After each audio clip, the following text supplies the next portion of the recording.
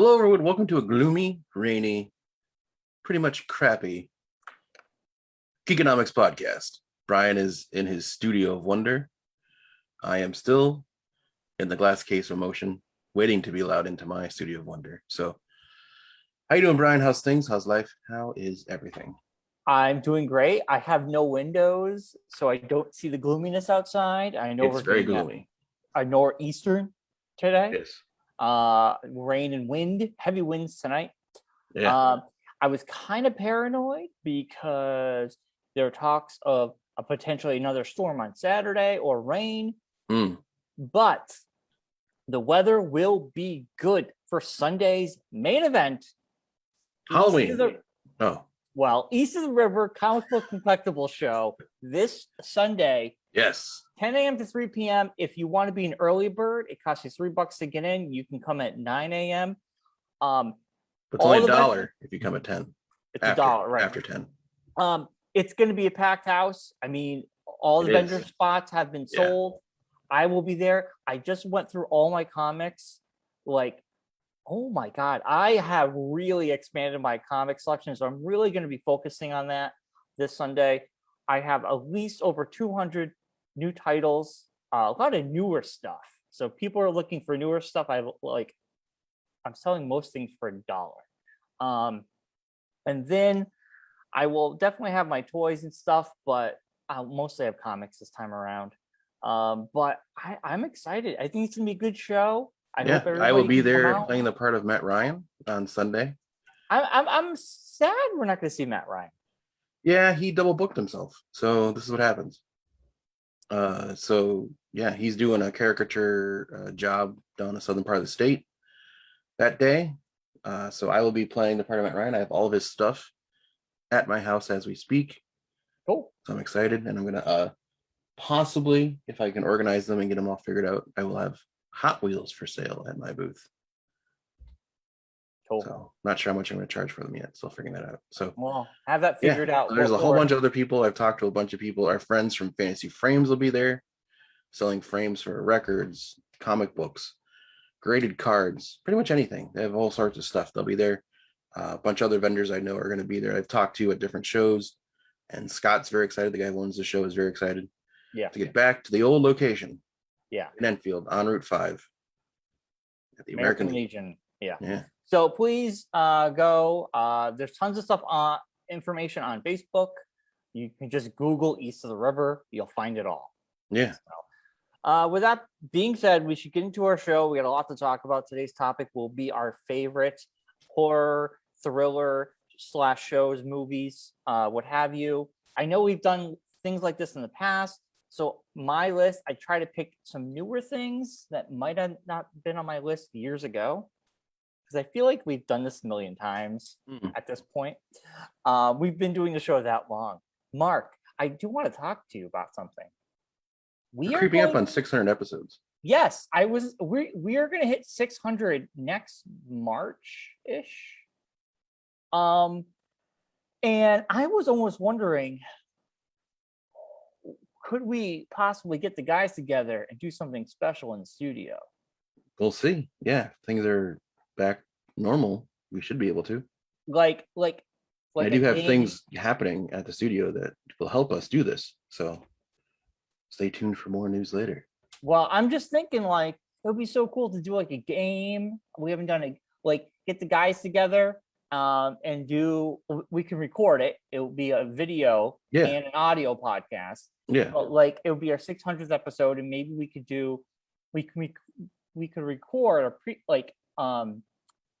episode 599 with them. Just do a normal show, reminisce show. And what are their favorite parts of what are their favorite episodes? Or we just talk about whatever. And then episode 600 would be the games or whatever. I have some ideas. It would be a lot of fun to do with the guys. We got time to talk about it. So March is far away. So time keeps on slipping. I know, but into the future. I don't want to be producing the show during the show. So that's what I'm saying. I'm just throwing ideas. I think it'd be fun. All right. Anywho, that is happening next year. our 600th episode. So it's crazy to think about. We've done that many shows. It blows my mind. What is wrong with us? Every week when I edit the show after we get done with it and I change the number, I'm like, how are we still doing this? You know, how are we gone this far and we're still doing the same? I don't know. But we love it. It's like I call it. It's people ask me, how's your podcast? I go, oh, therapy's going well. It's not therapy, really. You don't. I call it. It's my therapy. It's me and you get to talk about stuff that I can't talk to my wife about. And okay, especially with the pandemic the past year and everything, this has been like the one outlet to actually get to talk to a friend and see you in person, albeit through a computer screen. But yeah. Like, how has it been not being able to see your friends? I'm like, I see one every week. I hang out with Brian for an hour or so every week, and we just talk about what's going on. We shoot the shit. Yeah. So anyway, I think it'll be a lot of fun. But maybe sounds like a good time. I think in March we could pull it off. We could record it all in one night or 2 days or something. I don't know. Yeah. Anyway, we'll talk more about that. Have a retreat. Yeah, a whole weekend at Cox. God. Or no. Mark, I'll go into my week real quick. Okay.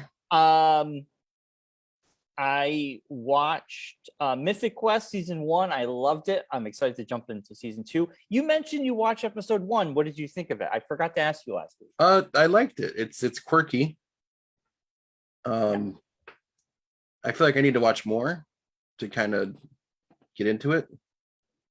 Like the first episode wasn't like mind blowing. That was like, oh, I need to watch the show right now. It's not a mind blowing show. It's a comedy. No, I know, but I'm saying some shows you get like. Even comedies, like, oh my gosh, this show is so funny. I need to just keep watching this. This was just very. It all depends. Yeah. Because I'm a gamer and I watch this and this is what I love and I wanted more of it. So I kept watching it. Where Ted Lasso, I'm like, soccer, okay. And I watched episode 2 and I liked it. But like for me, it caught my attention more than that show. But episode 5 is a very big departure for Mythic Quest. It does a whole episode about 2 other characters, and you'll recognize those 2 people because they were both from previous shows we both liked, How I Met Your Mother and New Girl. And it's a fantastic episode. But it's not like the show is not hilarious. It has funny moments. Yeah, it's just like I said, it's not like it wasn't. It's a good show. It's not a show that I was like, oh, I need to put this right into my rotation of shows I'm going to watch. Fair. Like I'll watch it when I get around to it. If I don't have nothing else to watch and I'm looking for something to watch, I'll watch that. Well, I finished season 1. I loved it. I'll be jumping to season 2. I got Allison. We got into Why the Last Man. We are up to episode 7. I know 8, 9 just aired yesterday, and the season finale will be next Monday. Yeah, I'm behind. I gotta catch up. Oh my God. The show, in my opinion, just gets better every episode. So much so they canceled it. Now we have information about that. They didn't cancel it because of low ratings. They canceled it because too much money. It was too much money to produce that first season, which I'm like, well, clearly they have the cast now. They have no excuse, but they're saying it costs way too much money. They were reshooting new cast people during the production of the show. Like it had a lot of problems and COVID happened, so it made it even worse. Yeah. And so I feel like FX, it's just like, well, that you have a solid cast, you have everybody in place. It shouldn't cost you that much money to continue the show. It just, to me, it seemed like a weird spot to put, like, for that show to land. Where I look back on it, go through the stories and how it was picked up and everything, it's just kind of like FX is just a weird location for the show. I don't think so. I think they're not known. They're not like known for their like comic booky movies or shows. I'm saying. Yeah, but FX has had a lot of great. FX has a lot of great shows, and it feels fine for what they have. But I just think, I'm sure with the pandemic, they're losing money, and then on top of it, you have other things. So hopefully they'll get picked up by someone else. Episode 6 is getting the flack from the Christians about the Dr. Man feeding the monkey the little unleavened bread. There was a little issue with that. I've never. I don't. That's the stupidest thing I've ever heard. I just read the article last night. Yeah, there's a Christian group that's petitioning FX to get that episode pulled because of that part of the show. And then earlier in the episode when they're doing when all the women are singing Radiohead, Karma Police. Yeah. And they say that's like a pagan ritual, and they don't think that should be able to be put on television. So pagans sing Radiohead's Karma Police? Yeah. Well, it sounds like a bunch of morons, in my opinion. But anyway, that was a great episode. It was a good episode. Like the Amazon women, I'm in volume 3 of the graphic novel, and the Amazon women, I'm glad we get to see that this is kind of like the beginning of the Amazon women. Yeah. But in the comic book, they already existed once you get into that world. Yes, they cut off their left breast because they're shooting arrows, and that's what the Amazon women did. And in this one, you find out the leader is a cancer survivor, and she has one breast. But I'm wondering, will this become something where the rest of her she makes her followers do? I don't know, because in the graphic novel, to be an Amazon woman, you have to do that. But anyway, it's a great show. Watch it. Season finale is on Monday. I'm excited. Yeah, and I think it will find a home. I think there will be a season 2. Someone's gonna grab it. Yeah, I think so too. It's too good. It's too good. So real quickly, I watched Dune. You watched Dune. We'll talk about that when I talk about the box office. We'll give our little quick review what we thought. But 2 movies I did watch on Netflix, which is crazy because I don't watch a lot on Netflix. I'll start off with stupid, funny. Put it on in the background.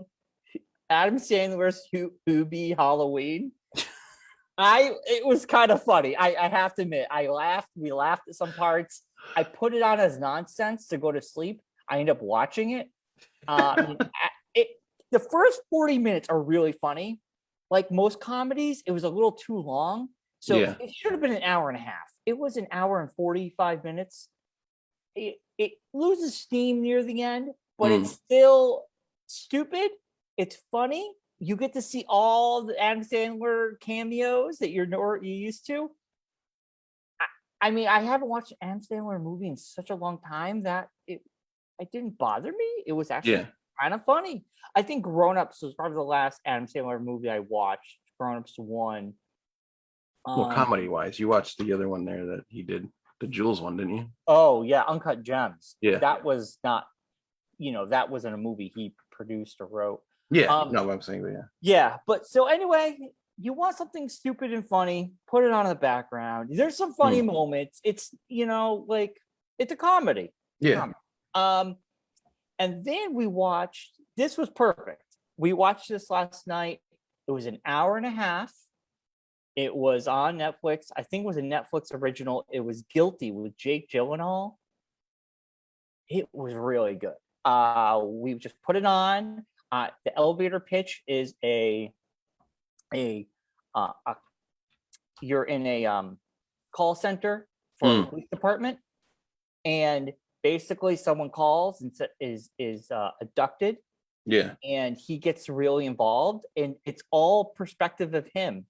The camera is literally on him for the entire movie. He carries this movie with his acting. His acting's phenomenal. But there's some twists and turns, and it's really good. And I'm like, perfect movie, hour and a half, great acting. Sounds simple. Like kind of like the Halle Berry movie with the same kind of that came out a couple years ago. Don't know. Yeah, she played like a 911 operator, and it was kind of basically the same kind of storyline. Well, I omitted a lot because I don't want to ruin it. It's a good flick. I mean, definitely check it out. The acting is phenomenal, and it's a quick movie, so you're in and out. And it's I think Claire might like it because it goes in that wheelhouse. of murder mystery stuff. I mean, it's not a documentary, but you're just, I mean, for us, we were like, wow, it was like pretty engaging for a movie that's literally on Jake Gyllenhaal the entire movie.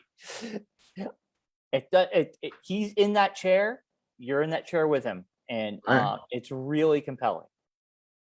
Don't know how he did it, but he did. So Mark, before we get into news, how was your week? Anything? It was good. Got back in the Legos over the weekend. I went to Target when I got my new glasses while I was waiting for the glasses after my appointment, and went around and perused the Target, and I had one of the Lego Star Wars helmets, the Stormtrooper. Yeah, those are cool. I've been like, oh man, I really want to like get the rest of them and like start like have like all of them like on a shelf. Yeah. So I just said screw it, and I did it. So I got the Scout Trooper, Boba Fett. Oh, nice. Target has an exclusive TIE Fighter pilot helmet. Mm-hmm. So I got all of those. So I'm waiting to do all those. I did the Scout Trooper so far, which are all like, they're not like major intense, but they're very laid back and it's fun to do. Yeah. And Saturdays usually Claire's like baking day. She likes to like bake on Saturdays and just get like meal prep for the week. So while she was doing that, I just sat in the kitchen with her and I worked on one half of the room. She worked on the other half. So it's a nice little fun thing to do. Yeah. And then I'd also gotten the one that I've been eyeballing for a while, the bonsai tree one, which I posted a thing about on Facebook, because all the rosebuds are like little pink frogs. So that's been a big thing in the Lego world. That's how they decided to do the rosebuds. So, but yeah, I was confused. I'm like, yeah, because it's like for the cherry blossoms, they used use a frog mold of so it's just little pink frogs. So you have like 60 little pink frogs you got to pull over the tree. So it was kind of funny. But then on Sunday I helped out Matt Ryan. He to get prepared for this weekend. I just wanted to, so I can grab all the stuff from him and everything. He worked the Wrestling Classic in East Windsor by the airport. Yeah. So it's pretty cool. I met a bunch of random wrestlers from back in the day. So that was kind of neat. Met Booker T. Like he walked by us and I was like, hey, Booker T. I didn't look up. I didn't look up about Bane being mayor. Kane, whatever. Kane. Yeah. You know, he's even at the Zombie Hideout next month. I'll have to go and ask him. Yeah. Actually, in the same day as the East of the River, at Zombie Hideout, Kane Hodder is going to be there. Who? The guy who played one of the original Mike Myers. He's a horror icon, I guess. I don't know. He's done a bunch of stuff. Nobody will show up because nobody knows about it. I don't know. He's been promoted pretty good, so that's good. So, yeah. There was a wrestling a wrestling event during the week that was like in Israel or something. It was live. Saudi Arabia. It was live on pay-per-view, but it was Crown on Jewel. Middle of the afternoon. Yeah, because it was 7 o'clock Saudi Arabia time. Right. Crown Jewel. So I visited my grandfather, my brothers, right, and they're watching it. Yeah. So I'm like, I tried to give it a try, and I'm just like, oh my god, this is painful. Like I watched one match with these two women, and it just went on forever. It was the boringest thing I've ever seen. But then the second match was a guy who had the same tattoo as The Rock. And I was like, hey, he has the same tattoo as The Rock. And they're like, that's his cousin, or he's related to him somehow. Roman Reigns. Yeah. And he was up against the guy who had a tattoo of a sword going up his chest. And Brock Lesnar. Yeah, they wrestled, right? Yeah. And I watched that, and the only thing I got out of that whole match was Suplex City. It's Suplex City, which is really fun to say. That's Brock Lesnar's big thing. Suplex City. He starts suplexing guys like over and over again. So he takes them to Suplex City. But when I watch these matches, everybody just moves in such slow motion, and I'm like, it brings me back to like when I liked wrestling. Yeah. And when I was a kid, it was like I thought it was real. And now it's just like you watch this, and it's just like watching two old guys just slowly saunter and pick them up. There's not the best show for you to like jump back in kind of. I'm not jumping. Like I don't look. No, I know. What I'm saying, that's like going back. That's not the.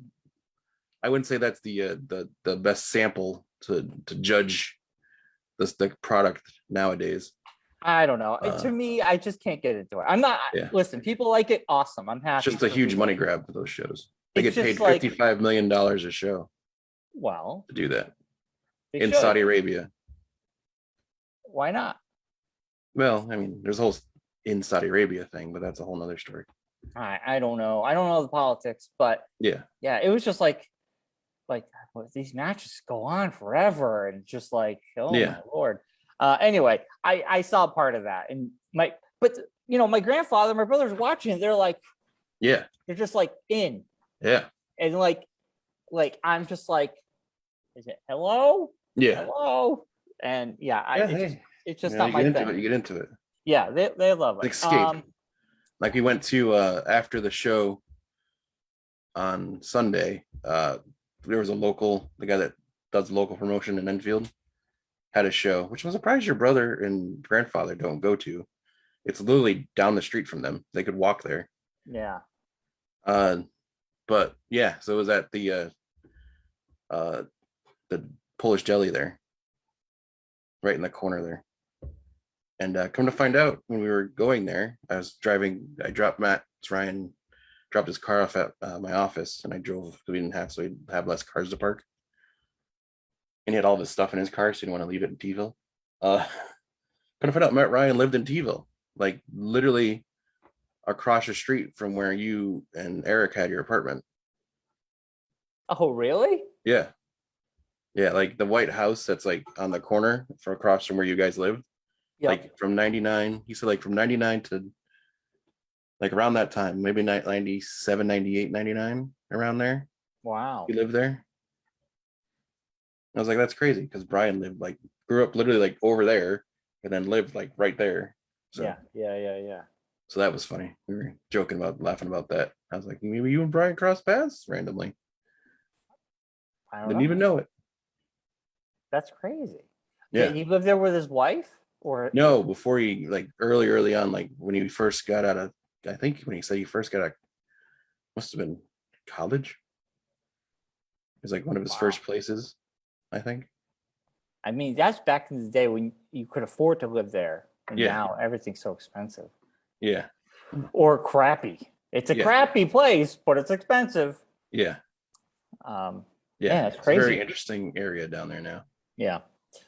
Very weird. Like we were down there. It's a very odd dichotomy of Bigelow to not Bigelow. Yeah. And then back to like, it's weird. It's a weird dichotomy. It's very like, we've worked on this part, haven't touched this part yet, but worked on this part as well. Yeah, it is weird.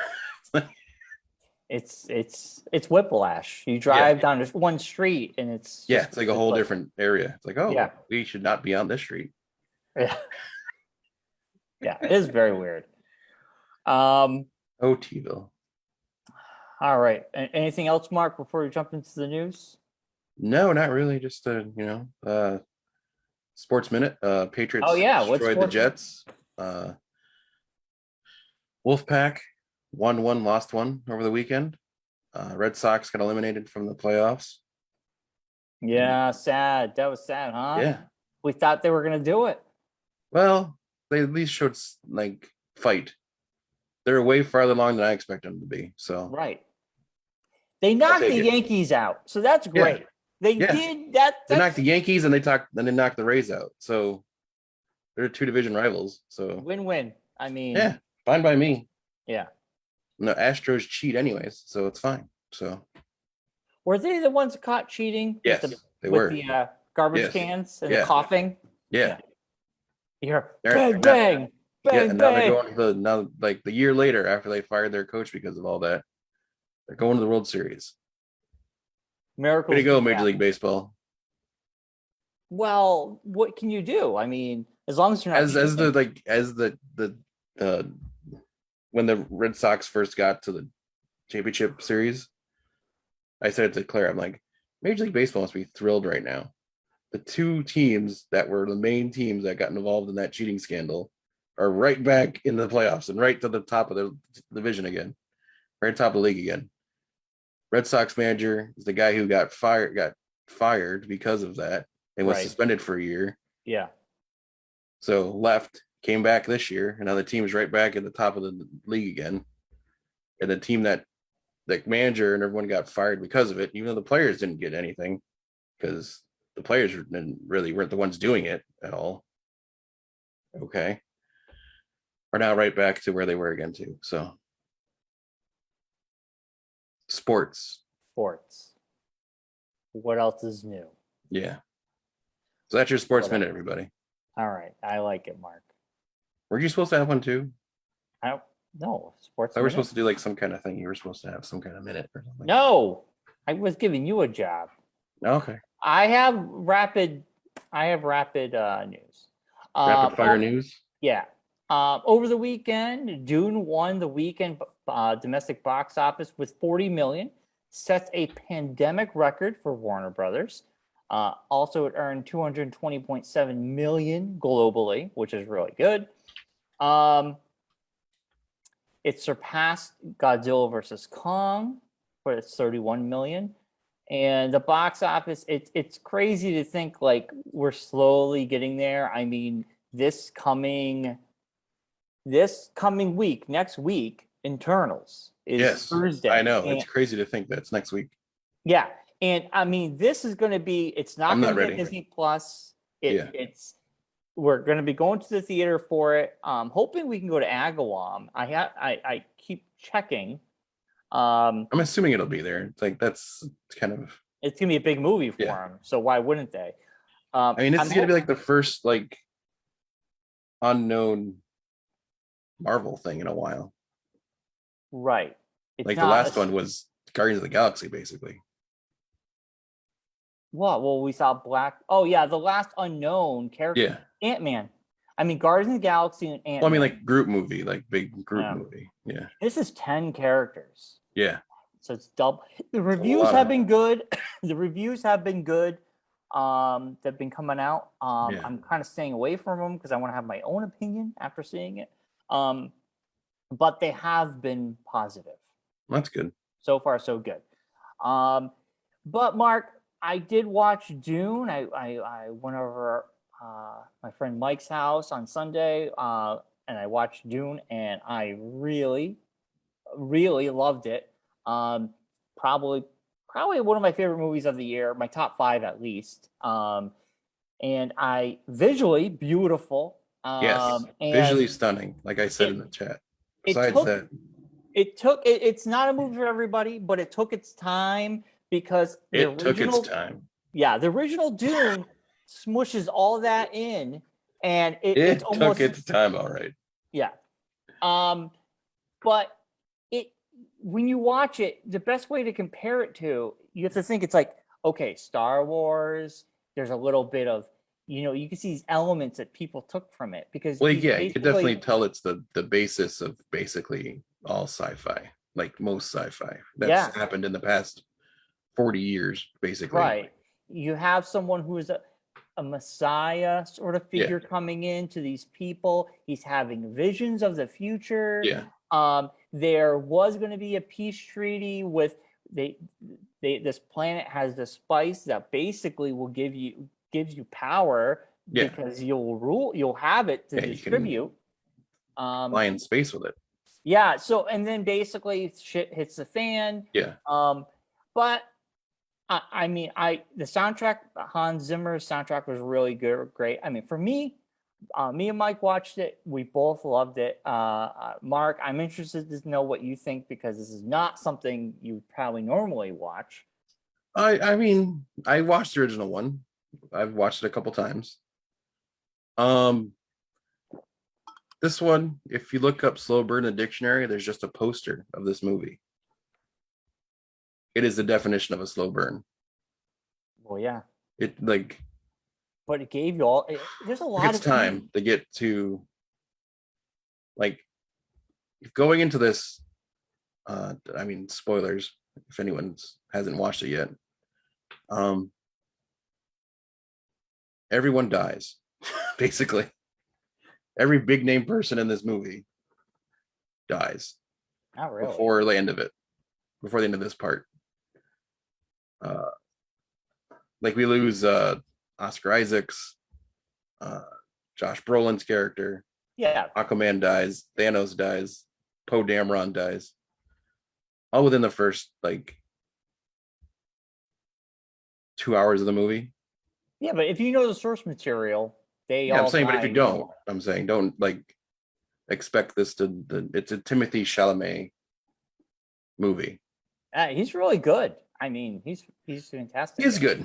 He's good. And I had this issue with the first Dune, but I think it's more the issue with the person who wrote Dune. You come up with all these names for all these people and all these different things. And your main character's name is Paul. Okay.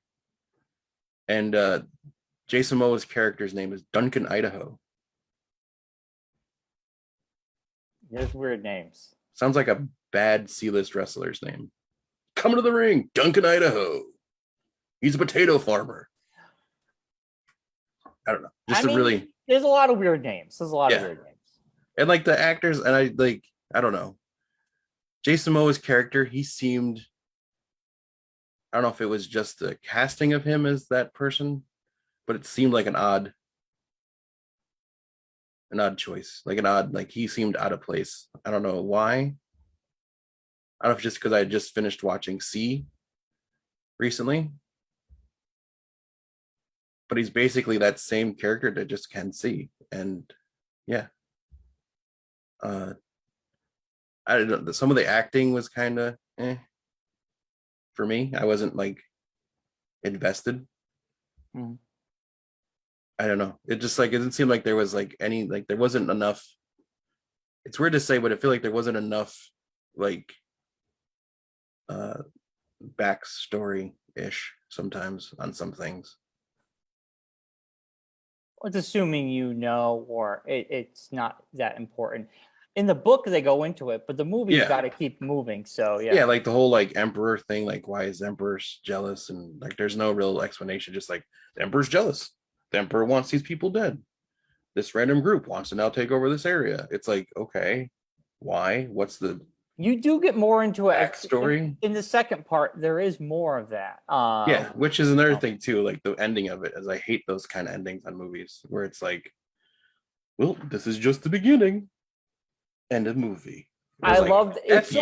F you movie. It's so funny when she said that, and I'm like, oh, it's gonna end. Yeah. But like in the chat, it's almost like I said to myself, I'm like, there's almost the scene right before that where he's like looking off in the distance, and you can tell he sees something. And I'm like, they're not going to show this to us. We're not going to see it. Because the next movie is when you're going to see whatever they're looking at.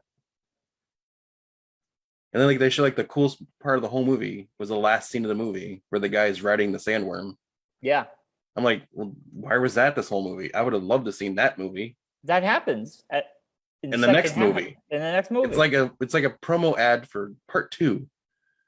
Here's all the things you want to see. We're going to save them for the next movie, but well, so come to find out, it also makes really quick. It also like his visions. I understand the vision thing. I remember it from the first movie, but this one, because they broke up the 2 parts.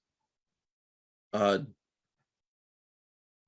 they show like the war that's gonna happen, and he's in it, and he's on their side. Yeah.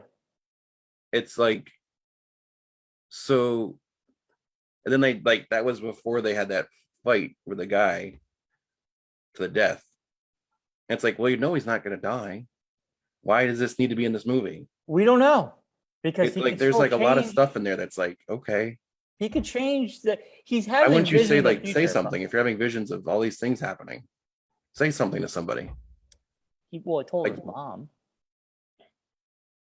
I don't know. It was just there's a lot of. And I will say I don't know if it's just because Zendaya's character. I remember from the first movie, she's more involved in the second film than the first part of the movie. Yes. She's more the second half of the movie. Like every time she'd pop up, I'm like, why is Zendaya here? So she's in his vision. What is Zendaya doing? What is the point of Zendaya? And then like you get that little bit at the end where she talks like she really shot for 2 days. She shot all of her scenes in 2 days for this movie. Well, because it was during the middle of the time she was shooting Spider-Man. She went and shot this. Dude, so this Dune, like I guess it was like not that long ago they finished it before it actually went to air. Yeah. But the director talked about how he thought about doing them back to back, but he said it would have been such an undertaking stress for him and the crew because the second half is more epic. There's a huge battle. There's a lot more going on. A lot more stuff going on. So like I guess they started pre-production in 2019, and then with the pandemic happening, it was just way too much. So I'm assuming HBO or Warner Brothers is going to give them the green light for part 2. I don't. But the same thing is with this. Now I've looked into this. Like, when would this next half possibly be out? And everything I've read said it could be 4 years before we get part 2. Yeah. I'm like, by then I'm not going to remember anything that happened in part 1. Well, yeah, I will. I'm not going to sit through 2 and 3/4 hours before I watch another epic long 2 3/4 hour long movie. Well, it's not for everybody. It's definitely a movie that you can wait until a second part comes out, then watch this part. Yeah. And then watch the second part. Yeah. I mean, I really enjoyed it. I enjoyed pretty much. It was all good. Of it. It wasn't my cup of tea. It wasn't my kind of sci-fi, but it was all right. Cup of tea. Yeah. Yeah. For me, I mean, I would give it out of a 10, the old Geekonomics rating. Yes. For me, I would say it was like a 9. It's almost like an 8.59 for me. It's like, because I wanted all that, and I just take off a little points there. So for me, it was like, I'd say 8.5. Not 8.5 feels right. Yeah. It's almost a 9. If I just got a little bit more, it would have been a 9. That feels right. It was like my thing going into the grading thing is it was like it would have been higher for me if they had just explained more. It's like they seem like they assumed you knew a lot of things, or there was a lot of things that you would just understand by just showing you a little snippet of the story of it. Like the doctor, like being a traitor. Yeah. He's like helping the son, but then kills the father. It's like, okay. And then his wife's magically like been kidnapped by the bad guys. Okay. Random thing there. And there's been like no like explanation of like why'd they go after him? Why'd they pick him as a person? Like, it was just, that's who did it. Yeah. And like Dave Bautista's character was barely in it. Oh, he'll be in it more later. Yeah, I know. It's just a lot. And the whole floating guy thing, they never explained why that's the thing and what's happening there. The Baron is crazy. Yeah. It's like Skarsgård was really good. He is, but it's just like, why does he float? Why is this fat guy floating around? This makes no sense. Well, in the original, he floats around and he's super disgusting. At least in this one, they pulled back the disgusting stuff. Yeah. And the other Dune, he had like boils. Boils. Yeah, it's all like gross. At least this one, he's just like in this thing of slime. Detoxing. It was just very. Yeah, there was like a lot of exposition that needed to happen. Fair enough. So for me, I'll give it a 7. It wasn't the worst thing I've seen all year. It wasn't far from the best thing I've seen all year. Fair. It happened. So Mark, one of those movies, like, you feel like if you don't watch it though, and you're a nerd, like you have nerd friends, you feel like you need to have seen it, so that way when they talk about it, you feel like you have like an idea. You're not just like you know, because like if you and John or someone gets into a conversation about it and I'm like with you, I'm just like, yeah, cool. You're like, did you see it? I'm like, no. Why are you seeing it? I can't believe you're seeing it. So That's I what feel you like do. it's like a penance for being a nerd. You have to watch this movie. That's too funny. Thank God it's free because I definitely would have paid for it. That's for sure. Oh, I mean, I would have loved to see it in the theater, but You still can. It's possible. You just I don't want watched. No, I don't want to. I'm saving my movie experience for Eternals. to. We'll say And movies Spider-Man. this long are great that there's this option. When they're this long, it's great to have this option because I can like pause it and do something. Yeah. Go to the bathroom, not have to like I had to go stress pee. out about it. Yeah. I had to go pee twice. I mean, I Yeah. can pause it. You know, Yeah. if you get confused about something, you can talk to someone and be like, "Okay, so is this what's going on?" Oh yeah, okay. Call the help desk. Yeah, you know, 1-800-Dune. What is going on here? Yeah. Why are they in? So, Mark, let's jump into this because we don't want this show to go too long. Yes. Let's go into our top 5. Oh, wait, I'll skip that. We're going to go into the meat of our show. Meat of our show is our favorite thriller / horror movies / TV shows. And there's no particular order. I don't have an order to mine. I made my list. We'll just go back and forth, and we'll just give our reasons why we like it, and maybe a little discussion about it, and then we'll just continue on. Okay. I will preface it with the fact that I am not a huge horror person. I know. I'm not a huge fan of horror. I'm not a huge fan of Halloween either. I know. So my list is going to be very awkward. Awkward? Well, just stuff you're not going to be like, you're like, oh, that's not really horror. I don't really understand that. I said horror or thriller. So that gave you yeah. Well, they're like some things are like dabble in horror. It's not like real horror, but it's based in that genre. Okay. All right, Mark. I'll start it off. Okay. For me, this movie was in 2015. The Witch. It's a family in the 1960s New England is torn apart by the forces of witchcraft, black magic, and possession. We're supposed to have info on the things we're showing? Jeez Louise. Well, I'm telling the audience. I know we had to have like the IMDb synopsis. If you haven't seen The Witch, anyway, The Witch, I saw that in the theater and it just like blew me away. I still think about it to this day. Black Phillip, the goat. If you've seen the movie, you know what I'm talking about. If you haven't seen the movie, I would say check it out this Halloween season. Also, watching it at home, you can watch with subtitles on. They speak the dialect is the original dialect of these people, and it's so fucking hard to understand what they're saying. Gotcha. You really have to, with subtitles on, I think it would make the movie a little bit more enjoyable, but it is nuts. The movie, it's a slow burn, but once you get to the end, you're like, what is going on? It was an independent film. It blew me away. But yeah, The Witch is definitely one of my top 5s that still sits with me today. So, Mark, what do you got?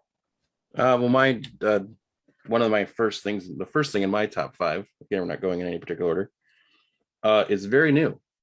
It literally just came out not long ago. Jumped right into my top 5 because it's so batshit crazy. And I was like, what is going on here? Why is this a thing? Squid Game. Did you finish it? I did. It's crazy. The story just gets weirder and weirder as you go along. Yeah. The way people are dying it are very graphic in some parts. It's very emotional. Episode 6 is like heart-wrenching.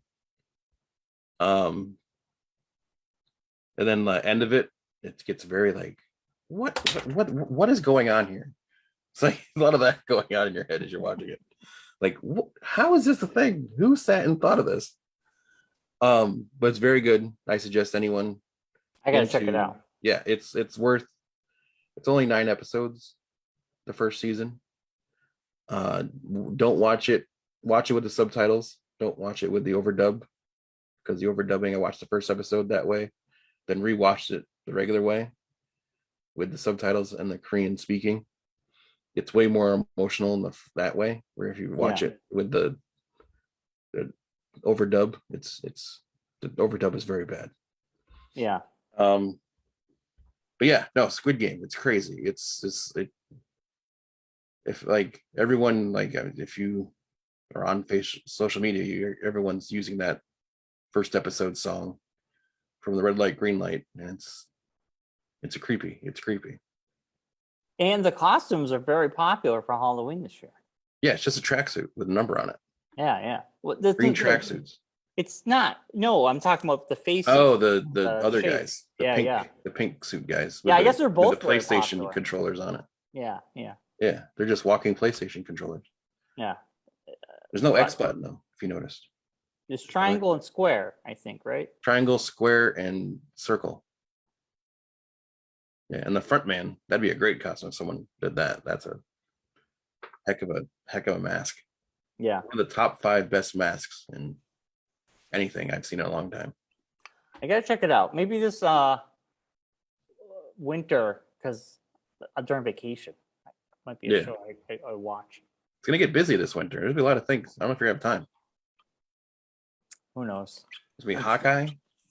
I know. All right, I know. Hit Monkey's coming out. I know. Pause. Let's go back. We're doing that next week, by the way. We're going through all the things that we haven't talked about, like all the things that have been announced and are coming out. That's next week. All right, let's do that. All right. Anyway, we call it our fall preview. For me, yes, your next thing. That's a good idea. My next thing, I'm going to go with 2013's remake of The Evil Dead. This was like surprisingly really intense and really good. And it's hard sometimes when you take such a precious IP and that people hold so dear to their hearts, that someone's like, I'm going to remake this. I have the blessings from Sam Raimi. I have the blessings from everybody. Sam Raimi was a producer on this film. Yeah. And it succeeded. I saw that movie with John Francia. We were walking in. Rocky was walking out.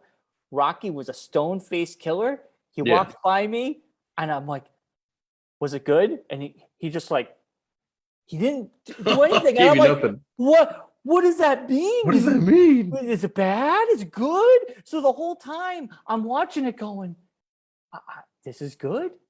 What I hope Rocky, I know who Rocky can be.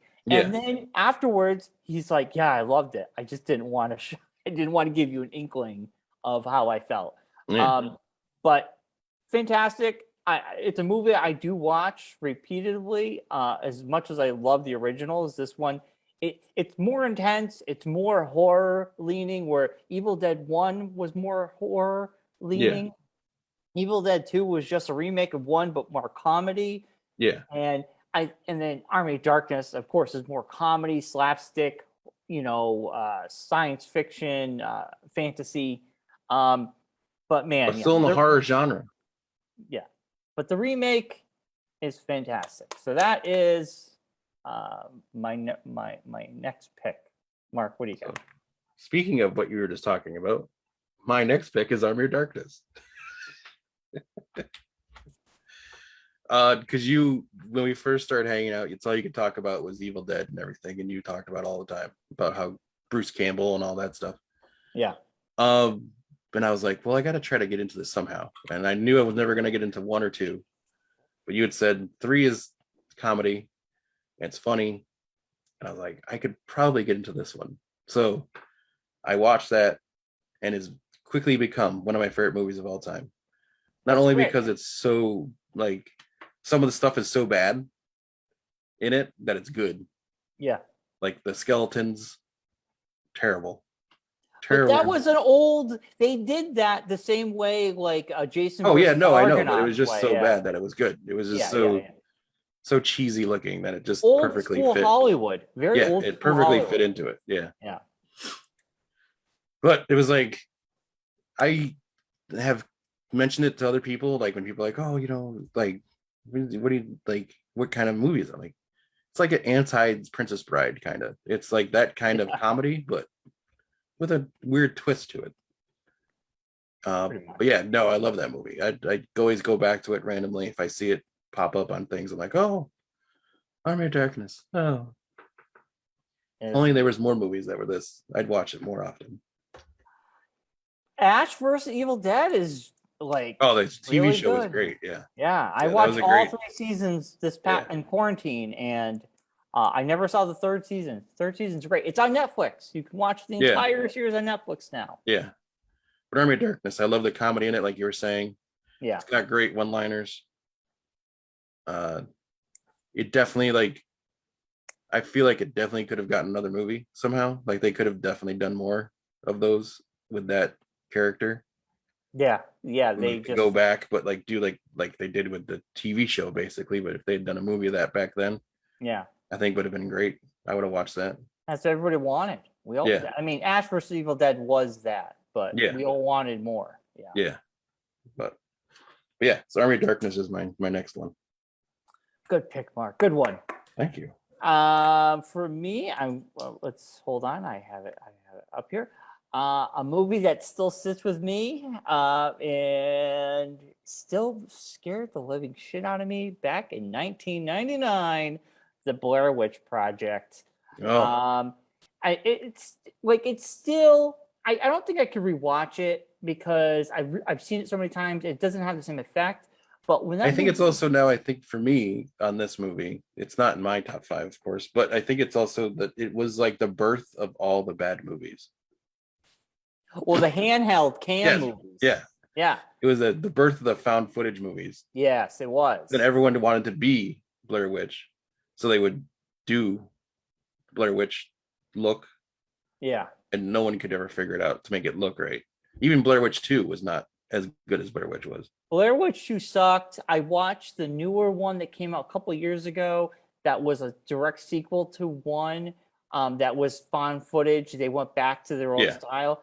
It was just okay. But that first one, you know why it was so good? It was the birth of the internet promotions. It was the first one. That's why it was so good. They used the internet to say this was a real... what you're going to see is real footage.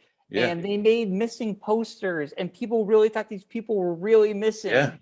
And you either bought in and watched it and were like, oh my God. And then you realize, okay, it wasn't real once it became popular. Yeah. But man, I saw it so many times in theater. It still scared me going in my backyard when it was pitch black out, trying to get into my house. Yeah. Scared me. That movie made it so much worse. Like, it was a great flick. It was just, even if you're not like me, who's not a horror person, it's worth seeing just to like to see this the style of it and the way it was done and the way that they shot it and everything was just so original at the time. It was like mind blowing that someone was like, who would never thought of this before? Why had no one ever done this before? It's so easy, right? To just buy a cheap camera and just run around in the woods basically for like a couple days and shoot a movie.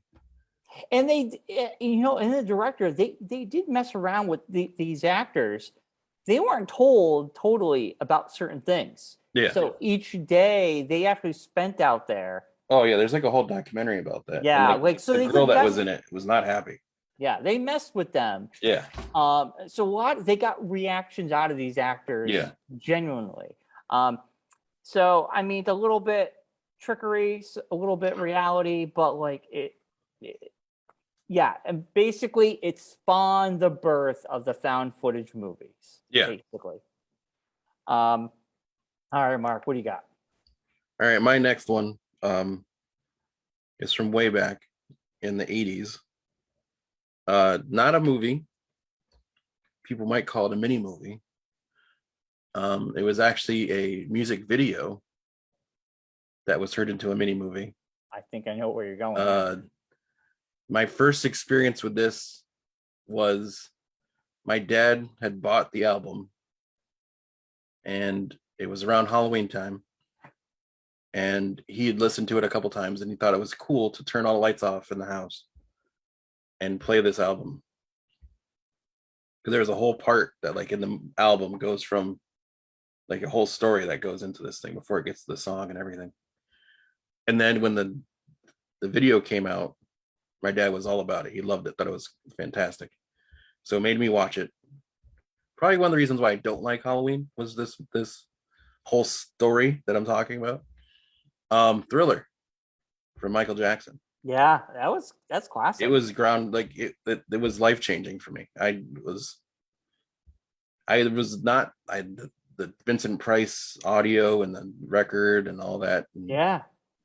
Like you like get absorbed into that, like that story, basically the way he tells the story. And then the long version of the video is pretty epic as well. And just the whole, like, the fact that he put all that, like Michael Jackson put all that thought into that one song. The mini movie. It was crazy. At the time, it was like one of the biggest things that ever happened. Right. So you don't see a lot of artists do that now, where they create like this ongoing. Well, The Weeknd does that. I was just going to say that. Yeah. His last album, After Hours, each music video continued into the next one, and there was a through-line storyline, and they were like mini art films. And I hadn't seen anybody do that since probably Michael Jackson. Yeah. With those Thriller, when you think Halloween, you think that Vincent Price voiceover. Yeah. I mean, it just goes hand in hand at this point. Yeah. And I remember like when that was like an event when that came out on MTV. Yeah, that was pretty big. It was like appointment television. It's not a thing anymore, but no, like everyone was watching that. It was long. It was almost like 20-30 minutes, I think, if I remember correctly. It probably was shorter than that, but it felt I don't know. It was it reminded, like, when I was a kid, I thought I was watching a movie. So yeah, because they did a whole thing about it and everything. There was a whole event around it and everything. But yeah, so I still, to this day, like every Halloween, I at least have to hear it at least once. So you gotta hear it once. Yeah. And watch the video too, because it's But if you haven't ever, because the regular song has Vincent Price's little part in it. But if you want to do yourself a favor, because I don't know how many people actually have done this, because it's been so long. I don't know, like, if you can find the long version of the song or that was off the album, where Vincent Price does a whole thing. There's like a whole long part where he like tells a story on the album, and when I was a kid was like one of the most chilling things I've ever listened to. Like I was petrified. I was like freaked out. He's like begging my dad to turn the lights on in the room. Like, I don't want to sit here in the dark anymore. Let me turn the lights on. No, that's too funny. Yeah, I could see your dad doing that to you. Yeah. Oh man. Yeah. So Thriller. Michael Jackson. Classic. All right, Mark. My next one. This was a TV show that came out in 2011. December 21st, 2011 came out. The first season of American Horror Story, Murder House, still is probably one of the best television from the series they've ever done. I don't think they've ever done anything as good. They've tried. Sometimes they've failed, and sometimes they get close. But Murder House, by far, blew my mind when it came to what you can get away with on television. This was on FX. This kind of, this is, at the time, was like must-watch television for us. We were like, we got to watch it every week. The things they got away with, I don't think they get away with now. And I'm not saying that because of PC culture or any of that. I'm saying that because of some of the topics they tackle, and in particular, a school shooting. And they actually do a scene with that actually made me go, I felt uncomfortable watching. So for me to be uncomfortable, it takes a lot. It does take a lot for you to get uncomfortable. And I think in this came out before we had some major school shootings. So, and then afterwards, you're kind of a little bit more sensitive to that subject. But anyway, that Murder House is an amazing season. There's some great twists. It put American Horror Story in pop culture. It put them on the map. And the show's still happening to this day. But the first season is unbelievably one of the best that they can offer. I know it might be streaming on Netflix, but such an awesome season. I think it's on Hulu. Yeah, it's on Hulu. It's FX thing. Jessica Lange, Dennis O'Hare, Dylan McDermott, Peter Evans, Evan Peters. Sorry, but so good. Check it out. The first season, American Horror Story. It still sits with me. It's still one of those things that I still think about now and again. When I'm watching the current season of American Horror Story, I go, man, why can't it be as good as that first season? Yeah. That's basically what I say to myself. All right, Mark, what do you got? All right. My next thing, again, not probably what people would consider to be horror. I consider it to be leaning a little bit more comedy than horror, but it does have it in the name, so it works. Rocky Horror Picture Show.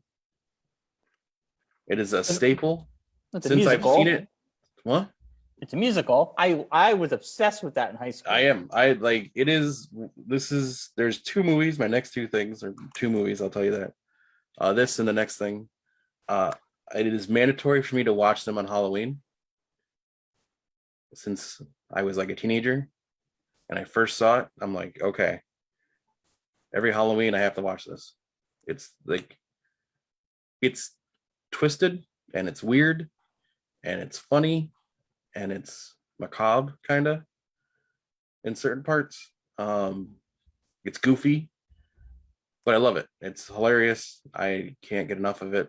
I know many people do the whole go to the movie thing and do like the whole fan participation thing. I've never done that. I'm assuming that's a whole different thing that people I haven't experienced it. I know you have. I went to one and it was pretty awesome. Yeah. Yeah. So I've never done that yet. I don't know if I think I'm too old to be doing that now, but yeah, it's great. I just don't know why I enjoy it so much, but I do. Barry Bostwick in that movie, I just can't get enough of his quirky acting nerdiness. And I mean, come on, Meatloaf is in there. Tim Curry is just fantastic. They eat meatloaf. They eat meatloaf, literally and figuratively. But man, yeah, I mean, there are definitely horror parts in it. It's just it's very like veiled horror. It's not over the top, like gory. The whole movie's over the top. Yeah, but I mean, like the blood and guts. It's not like a whole that kind of thing. I was gonna say, Mark, the whole movie's over the top. Yeah, the whole movie is over the top. And I like it. And it's hilarious. The soundtrack is amazing. Oh, it's great. It's great. Yeah. The time warp. Come on, let's do the time warp. You can't. Yeah. Can't beat it. Yeah. All right, Mark. My last one. This is, for me, it still scares me even when I go in deep water. This came out in 1975, before I was born. Obviously, I saw this much later in life, but Jaws. See, I knew you'd pick this, so I didn't pick it. Well, dude, Jaws still scares me. To this day, I don't go in the ocean. Yeah, I do, but I think about sharks. And if I go in a pool and I close my eyes in a pool, in my head, even in a lake, there's a shark there. Any body of water. I think there's a whole generation of kids that have this effect. Yeah. Any bottle of water, I'm thinking of Jaws being in it. Any bottle of water. Jaws is in this bottle of water. I don't know. Body of water is what I meant to say, not bottle of water. Sorry. Any bottle of water. Bottle of water. Joss is in there. I can't tell you when I was a kid after seeing that for the first time. My uncle Hank showed it to me. God, I probably was 10, 12 at the time. Yeah, it's going to scar you at 10. And I was messed up for a long while. Yeah. I had Jaws dreams. I was getting eaten by sharks constantly. Yes. Running from sharks on water. Oh. Yeah, no, it was. Yeah.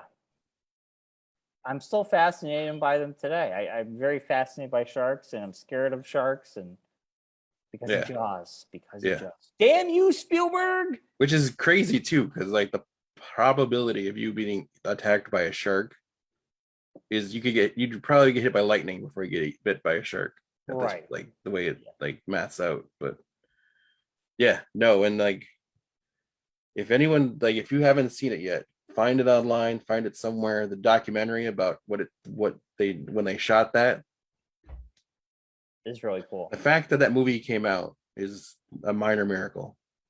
Yeah. No CG back then. No CG.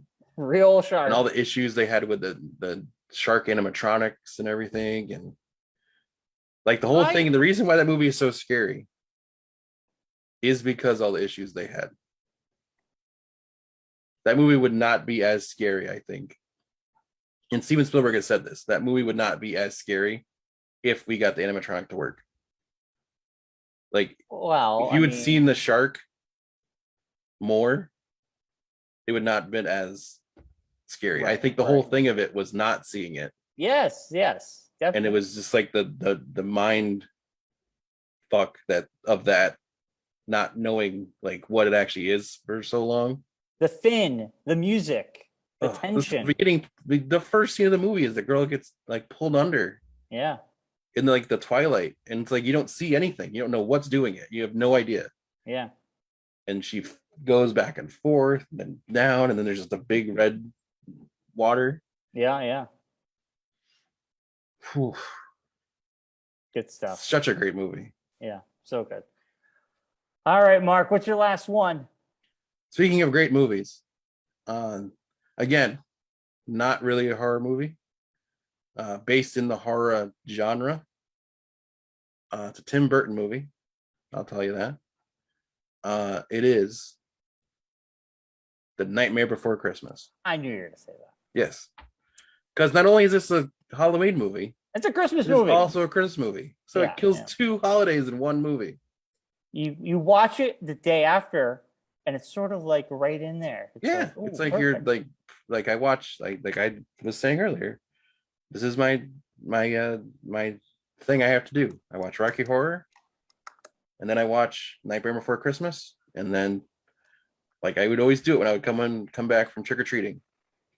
Watch Rocky Horror, hand out candy. Then after the candy was all gone, it's time for Nightmare Before Christmas, because now we're wrapping up Halloween and moving into the holidays. Well, I consider Halloween part of the holidays. We're in the holidays. Oh, I know, but I'm saying like into the major holidays. I know. The big holidays, like the big ones. But yeah, no, it's just not only the fact that it's all done in stop motion and everything, and how painstaking that is to do.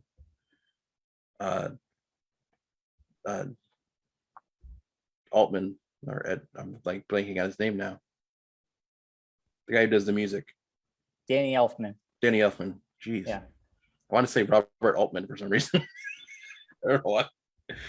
But Danny Elfman, it's like the soundtrack is unbelievable. Oh yeah, I listen. Such a great job every year. That soundtrack. And another callback to Princess Bride that I didn't know until we went to that horror fest down in New Jersey. That Prince Humperdinck plays the acting voice, the non-singing voice of Jack Skellington. That blew my brain. And then people that were in that movie that you don't even know were in it. Like Pee Wee Herman plays a character in it, and there's so many people in that movie. A lot of voices, yeah. A lot of voice actors that you like don't know that are in that, and it's so great. And it's funny, and it's like there's scary parts in it of certain things, and it's so good. It's gets you in the hall. It gets you in all the spirits. It should be mandatory watching for every child to see that movie. Well, it's streaming. You can watch it anytime. It's on Disney Plus, so. Oh, nice. Yeah. I have like DVD. I have like 2 versions of it on DVD. One of it came with Tim Burton's first stop motion, the Wiener Dog. Yeah, Frankenweenie, the original. Disney produced that too. Well, then they actually made the actual movie. Yeah. the original short is on one of the old DVDs. It was on the first one that came out. Yeah, it's really cool. Yeah. All right, Mark, that wraps up our favorite thriller horror movies. Before we go on that though, the Nightmare Before Christmas. Do yourself a favor this year. Watch Nightmare Before Christmas, and then go on Netflix and watch Movies That Made Us. They do a whole episode about Nightmare Before Christmas, and it's amazing. Oh, I gotta check such a good job. Yeah. I'm watching the one about Halloween right now. Yeah. I'm like halfway in. Yeah. Another movie that would fall in this that also I've talked about it many times, and we'll talk about more as we get into the season because it'll be coming out soon. Ghostbusters. You know, the new one comes out like in December. It does, and I'm getting excited for it. The more I'm seeing about it, it's turning my mind around. That first trailer was terrible. Do yourself a favor. I was going to talk about it earlier in the news, but we didn't get a chance to. Watch the international trailer. Light years better than the regular trailer. Gives you way more story of what they're going to be doing in it, and it's going to be good. Hopefully. I'm hoping it's good. Let's just say the dogs are back. I know. See, the thing is, I just don't want to just see a rehash. Like, I want to see something new. It is going to be new, but it's going to rehash something. I know. Well, that comes out. We'll talk about more about next week because that comes out. How old were you? Ask this real quick question. How old were you when you realized what Gatekeeper and Keymaster were? I mean, what that joke was like entailing. I as a kid, I just thought there was a physical key and a physical lock. Yeah. But as I got older, I figured it out. Maybe as a teenager, maybe. I was 41 years old when I figured that out. Really? You didn't get the old? I never got it until someone, like, I watched the Movies That Made Us, and there was a thing in there, and then someone said a thing about it after that, and I was like, are you serious? How did I not get that? Yeah. Are you the gatekeeper? Are you the keymaster? Yeah. Because they have to join forces, and then they have to join to Zool. Yeah. Yeah. When that means in the movie, because then that blew my mind even more that Rick Moranis had to sleep with Sigourney Weaver. Yeah, I mean that doesn't happen on screen, but that's implied. Kind of what the joke is, and yeah. That's too funny. Yeah. The more you know. Things you just don't think about until you randomly go back and rethink them again. No, it's such a throwaway part of the movie. It's not like it's something that you think about, unless you were paying attention, I guess. I mean, as a kid, I also didn't think about it then, because I was thinking about what sex was. All right, Marcus. Well, that's been a show. This Sunday, East of the River. Please join us 10 to 3. We'll be there. American Legion coming out with us. Enfield, Connecticut. Yeah. Lots of comics and toys. Bring cash. You're going to be spending lots of cash, baby. Yes. Just in time for holidays. Perfect time. Come start your holiday shopping. Go shopping for yourself, and maybe someone else, and then yourself. Yeah. All right, Mark. Well, we'll be back next week, Monday. Right. Monday. Doing on Monday, and we'll be talking a full recap of the show. Yeah, we'll talk. Yeah, I mean, I didn't say it was gonna be long, but it's a full recap. Yeah. Yeah. And Mark will put together. You want to do a fall preview? Yes, I'll get all the movies that are coming out and all the things that have been announced that we didn't know were coming. All right. Of interest. I don't need everything. Of interest. No, I know. All right. Yeah. Be like, Betty White has a new movie coming out. You'd want to watch that. Don't act like you wouldn't. I saw. You had a Betty White calendar in your house. Don't talk like you don't know about Betty White. I love Betty White, but don't. At this age, she's so old now. She's probably funnier than the two of us combined. That's still at this point. So they brought her out during one of the award ceremonies before COVID, and she was just like, well, she's like 99 years old. I know. Just anyway. All right.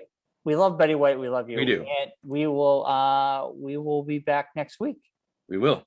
Everyone have a great Halloween. Stay safe. Enjoy the Snickers. Happy Halloween. Bye, everybody.